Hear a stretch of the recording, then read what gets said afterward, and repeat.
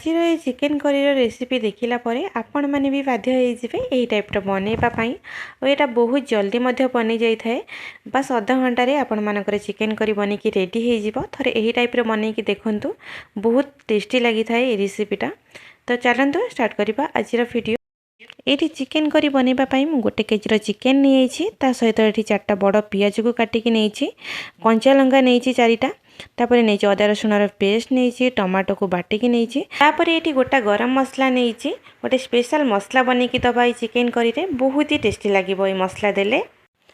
तापर चिकेन करी बनवाई मुझे नहीं गली 100 ग्राम सोरिष तेल, तेल को भल भाव गरम हाँपाई छाड़ा। तापर अधा चामच देदेबा चीनी, बढ़िया कलर आसी थाए। थरे चीनी पकईकी भी देखूँ बहुत टेस्टी लगी थाए। तापर ये पकईदबा गोटा गरम मसला, तापर पकईदबा तेजपत्र, तापर ये पियाज को काटिकी रखी ताकू देदबा।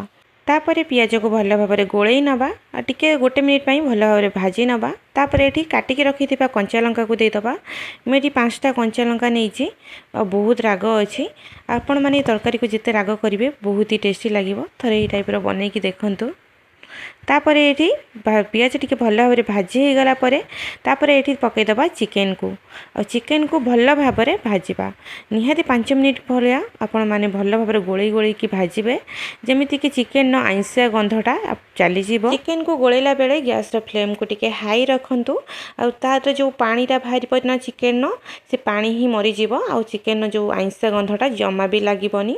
तो चिकेन को भल भाव भाजी नि को ये 5 मिनिट भल भाव गोलई सारा पर देखी नि चिकेन कलर ये पूरा पूरी चेंज हो जाइए।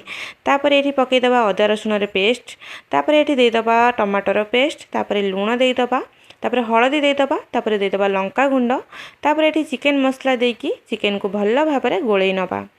चिकेन को ये 2 ରୁ 3 मिनिट भाया भल भाव कषि नवा, जमीती कि भल भाव चिकेन सहित मसला भल भाव गोलई हो।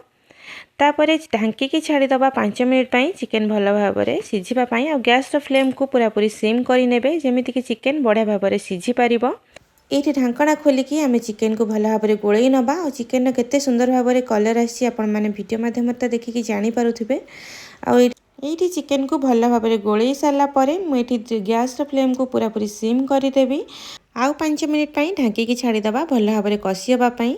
ता भितर मुझे गोटे गरम मसला बनई नेबी। नहीं धनिया, जीरा, गोलमरीच, तापर गुजराती नहीं, तेजपत्र, डालचीनी, सुखिला लंका, गोटे तापर नहीं कस्तूरी मेथी भल भाव भाजी नवा। तापर भाजिकी गोटे प्लेट को काढ़ी नवा, गुंड करके रखी नवा। तापर ये देखी नि चिकेन केते सुंदर कलर आसी जाइए। ये चिकेन आमर बढ़िया भाव कषि हो गलानी, आ ऊपर को तेल सब भी उठी आसलानी। ये चिकेन को आम भल भाव गोलई नवा। थरे यही टाइप्र बनईकी चिकेन करी देखंतु, बहुत ही टेस्टी लगे। आपण मानकर बहुत कम टाइम मध्य भी आपण मानकर चिकेन करी बनिकी रेडी हो। आम साधारणतः बनइले आम अलग टाइप्र बनइले बहुत टाइम लगी जाई थाए चिकेन करी बनवाई। तो किंतु यही टाइप्र आपण माने बनईकी देखंतु, चिकेन करी आपण मानकर बहुत जल्दी बनी जिवो। आपण मैंने चाहिए ये आलू को मध्य भाजिकी दे पारिबे। तापर ये जो गरम मसला करके रखी ताकू देदबा, आ भल भाव गोलई नवा। थरे घरे तैयारी करके गरम मसला देकी थरे चिकेन बनातु, बहुत ही बढ़िया लगी था। चिकेन रे माने फ्रेश फ्रेश गोटा गरम मसला गुंड करके देइथिले, बहुत ही बढ़िया लगी था।